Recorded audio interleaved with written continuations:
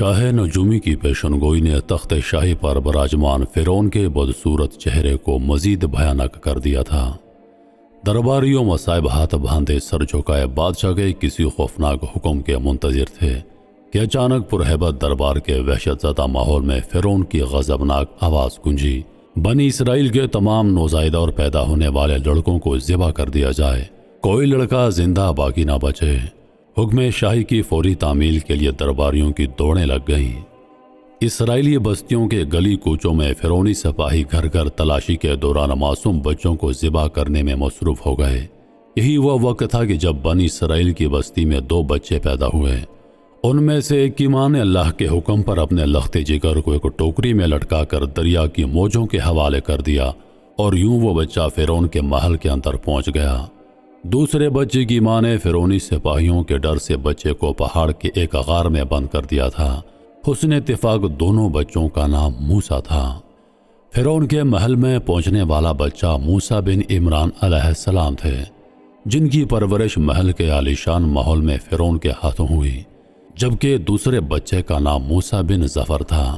پہاڑ کے بند غار میں اس کی پرورش حضرت جبریل امین علیہ السلام نے کی۔ اللہ کے دشمن فرعون کی سرپرستی میں پلنے والا بچہ نبوت کے عظیم منصب پر فائز ہوا، جبکہ روح الامین حضرت جبریل علیہ السلام کے ہاتھوں پروان چڑھنے والا بچہ بدی کی علامت بن کر تاریخ میں برے الفاظ سے یاد کیا جانے لگا۔ سامری کون تھا؟ حضرت مولانا مفتی محمد شفیع تحریر فرماتے ہیں کہ مشہور یہ ہے کہ سامری کا نام موسیٰ بن ظفر تھا۔ ابن جریر رحمۃ اللہ علیہ نے حضرت ابن عباس رضی اللہ عنہ سے روایت کیا ہے کہ سامری پیدا ہوا تو فرعون کی طرف سے تمام اسرائیلی لڑکوں کے قتل کے حکم پر عمل درآمد جاری تھا۔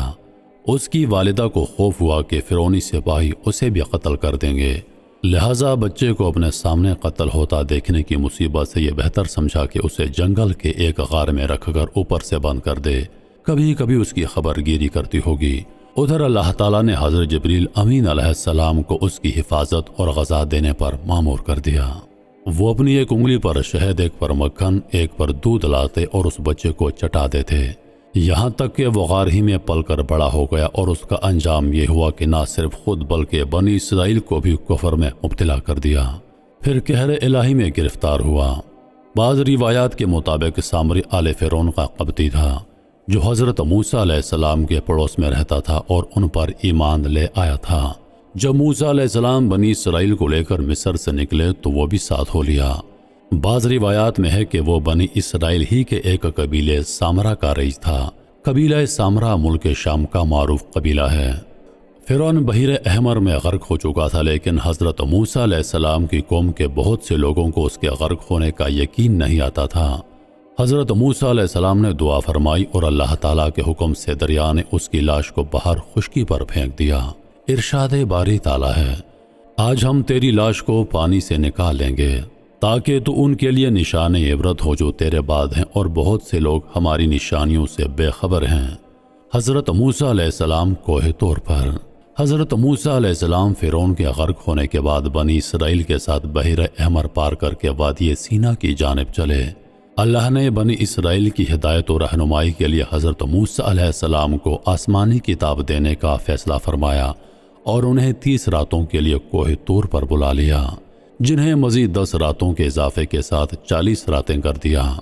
حضرت موسیٰ علیہ السلام نے کوہ طور پر جانے سے پہلے اپنے بھائی حضرت ہارون علیہ السلام کو اپنا جانشین مقرر کر دیا تھا، وہ بھی اللہ کے نبی تھے۔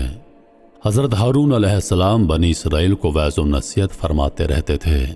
ایک دن انہوں نے فرمایا، اے بنی اسرائیل، تم لوگ جب مصر سے نکلے تھے تو تمہارے پاس فرعونی قوم کا بہت سا زیور امانت اور عاریت کے طور پر محفوظ ہے، جبکہ تمہارے اپنے پاس بھی بہت سا زیور موجود ہے۔ قبطیوں کا سونا چاندی تم لوگوں پر حلال نہیں ہے اور نہ ہی اسے واپس کیا جا سکتا ہے، چنانچہ یہ میرا مشورہ ہے کہ اس حرام کے مال سے ہم سب کو جان چھڑوا لینی چاہیے۔ پھر انہوں نے ایک گھڑا کھودا اور سب کے زیورات اس گھڑے میں دفن کروا دیے۔ سامری جادوگر یہ سب کچھ دیکھ رہا تھا، چنانچہ جب رات کی آخری پہر قوم گہری نیند سو گئی تو وہ خاموشی سے اس جگہ پہنچا اور تمام زیورات اکٹھا کر کے اپنی کھولی میں لے آیا اور اسے پگھلا کر گائے کا ایک بچڑا بنانے میں مصروف ہو گیا۔ सामरी ने हज़रत जिब्रील अलैहिस्सलाम के घोड़े के समों के नीचे की मट्टी भी उसमें शामिल कर दी।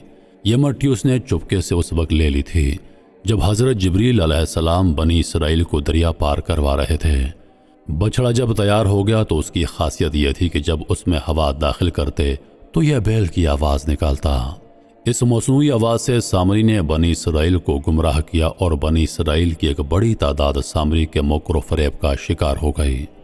अल्लाह ताला ने कुरान करीम में फरमाया, फिर उस सामरी ने उसके लिए एक बछड़ा बना दिया जिसकी गाय की तरह आवाज़ भी थी। फिर कहने लगा कि यही तुम्हारा माबूद है और मूसा का भी, लेकिन मूसा भूल गया है। सामरी के कहने पर इसराइली बछड़े को सजदा करने लगे। ऐसे में हज़रत हारून अलैहिस्सलाम ने उन्हें समझाने और बछड़े की इबादत से रोकने की बड़ी कोशिश की, जैसा कि कुरान मजीद में है, ऐ मेरी कौम के लोगों, इस बछड़े से तो सिर्फ तुम्हारी आजमाइश की गई है, तुम्हारा हकीकी परवरदिगार तो अल्लाह ताला ही है। बस तुम सब मेरी ताबेदारी करो और मेरी बात मानते चले जाओ। इसराइलियों को सोने का यह बछड़ा इतना अच्छा लगा कि हारून अलैहिस्सलाम के वाज़ो नसीहत की भी कोई परवाह नहीं की और बछड़े की ताज़ीम व इबादत छोड़ने से इनकार कर दिया। उन्होंने जवाब दिया, हम तो मूसा अलैहिस्सलाम के वापस आने तक इसी के मजावर बने बैठे रहेंगे। कोह तूर पर अल्लाह ताला ने हज़रत मूसा अलैहिस्सलाम को इतला दी कि ए मूसा, सामरी ने तेरी कौम को गुमराही में डाल दिया है। इरशाद बारी ताला है, ए मूसा, हमने तेरी कौम को तेरे पीछे आजमाइश में डाल दिया है और उन्हें सामरी ने बहका दिया है।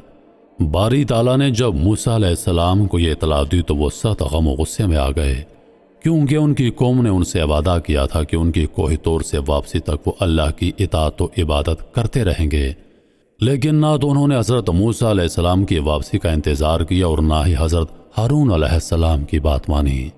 इसके बरक्स वो सामरी जादूगर की हिदायत पर बछड़े की पूजा करते रहे, यहाँ तक कि अल्लाह तबारक व तआला ने हज़रत मूसा अलैहिस्सलाम को उनकी कौम की बदअहदी और बछड़े की परस्तिश से आगाह फरमाया। हज़रत मूसा अलैहिस्सलाम जब तौरात की तख्तियाँ लेकर कोह तौर से वापस हुए तो देखा कि कौम सामरी के बछड़े की परस्तिश में मसरूफ़ है। यह देखकर आपको सख्त तकलीफ पहुंची। फौरन तख्तियाँ एक तरफ रखी और अपने भाई का सर पकड़कर उन्हें अपनी तरफ घसीटने लगे। हज़रत हारून अलैहिस्सलाम ने कहा, ए मेरे भाई, इन लोगों ने मुझे बेहकीकत समझा और करीब था कि मुझे कत्ल कर डालते, तो तुम मुझ पर दुश्मनों को मत हंसाओ। हज़रत मूसा अलैहिस्सलाम ने अपने भाई से फरमाया, ए हारून, इन्हें गुमराह होता देखते हुए तुझे किस चीज़ ने मेरे पास आने से रोके रखा? क्या तू भी नाफरमानों में बन बैठा? उस वक्त हज़रत मूसा अलैहिस्सलाम ने निहायत गुस्से की हालत में अपने भाई की दाढ़ी और सर पकड़कर झिंझोड़ा और पूछा, जिस पर हज़रत हारून अलैहिस्सलाम ने उन्हें इतना सख्त रवैया अपनाने से रोका। इरशाद बारी ताला है, हारून अलैहिस्सलाम ने कहा, ए मेरे भाई, मेरी दाढ़ी ना पकड़ और मेरे सर के बाल ना खींच। मुझे तो सिर्फ यह ख्याल दामन गिर हुआ कि कहीं आप ये ना फरमाएं कि तूने बनी इसराइल में तफरुका डाल दिया और मेरी बात का इंतज़ार न किया। भाई हारून अलैहिस्सलाम से बास पुरस करने के बाद दब्बारी थी सामरी की, जो सर झुकाए करीब ही खड़ा था। हज़रत मूसा अलैहिस्सलाम सामरी की जारे मुतवज्जह हुए और सख्त लहजे में पूछा, सामरी, तेरा क्या मामला है? तूने कौम को बुत परस्ती पर क्यों लगाया? उसने जवाब दिया, मैंने ऐसी चीज़ देखी जो औरों ने नहीं देखी, तो मैंने फरिश्तों के नक्शे पास से मट्टी की एक मुट्ठी भर ली, फिर उसे बछड़े के कालब में डाल दिया। इस तरह मेरे दिल ने इस बात को मेरे लिए अच्छा समझा। हज़रत जिब्रील अमीन अलैहिस्सलाम को देखने से ताल्लुक़ एक रिवायत यह है कि जिस वक्त बनी इसराइल दरिया पार कर रहे थे तो हज़रत जिब्रील अमीन अलैहिस्सलाम उनकी मदद के लिए अपने घोड़े पर सवार वहाँ पर मौजूद थे। दूसरी रिवायत यह है कि दरिया पार होने के बाद हज़रत मूसा अलैहिस्सलाम को कोह तौर पर आने की दावत देने के लिए हज़रत जिब्रील अमीन अलैहिस्सलाम घोड़े पर सवार होकर तशरीफ़ लाए थे। एक रिवायत हज़रत इब्न अब्बास रज़ी अल्लाह अन्हु से बयान करते हैं कि सामरी की परवरिश खुद हज़रत जिब्रील अमीन अलैहिस्सलाम के ज़रिए हुई थी, जिस वक्त उसकी माँ ने उसे गार में बंद कर दिया था। हज़रत जिब्रील अमीन अलैहिस्सलाम रोज़ाना उसे ग़ज़ा देने आते। वो उनसे मानूस था और उन्हें पहचानता था, जबकि दूसरे लोग नहीं पहचानते थे। सामरी के दिल में शैतान ने यह बात डाल दी कि जिब्रील अमीन अलैहिस्सलाम के घोड़े के कदम जिस जगह पड़ते हैं वहाँ की मिट्टी में हयात व ज़िंदगी के ख़ास असरात होते हैं, यह मिट्टी उठाई जाए। चुनांचे यह सामरी ने वो मिट्टी उठा ली। हज़रत मूसा अलैहिस्सलाम ने सामरी के लिए जो सज़ा तजवीज़ की اسے قرآن کریم نے یوں بیان فرمایا ہے، اچھا جا، دنیا کی زندگی میں تیری سزا یہی ہے کہ تو کہتا رہے کہ مجھے نہ چھونا، اور ایک اور بھی وعدہ تیرے ساتھ ہے جو تجھ سے ہرگز نہ ٹلے گا، اور اب تو اپنے اس معبود کو بھی دیکھ لینا جس کا تو اعتکاف کیے ہوئے تھا، ہم اسے جلا کر ریزہ ریزہ کر کے دریا میں اڑا دیں گے۔ اور پھر ایسا ہی ہوا، وہ ایسی خطرناک بیماری میں مبتلا ہو گیا کہ ساری عمر یہی کہتا رہا کہ مجھ سے دور رہو، مجھے نہ چھونا، اس لیے کہ اسے چھوتے ہی چھونے والا اور سامری دونوں شدید بخار میں مبتلا ہو جاتے ہیں۔ اس لیے جب وہ کسی انسان کو دیکھتا تو فوراً چیخ اٹھتا، لامساس۔ پھر وہ انسانوں کی بستی سے نکل کر جنگل میں چلا گیا، جہاں اس نے جانوروں کے ساتھ حیوانوں کی طرح زندگی گزاری اور یوں عبرت کا نمونہ بنا رہا۔ گویا دنیا میں لوگوں کو گمراہ کرنے کے لیے جو شخص جتنا زیادہ مکر و فریب، جھوٹ فراڈ اختیار کرے گا، دنیا اور آخرت میں اس کی سزا بھی اسی حساب سے شدید تر اور نہایت عبرتناک ہوگی۔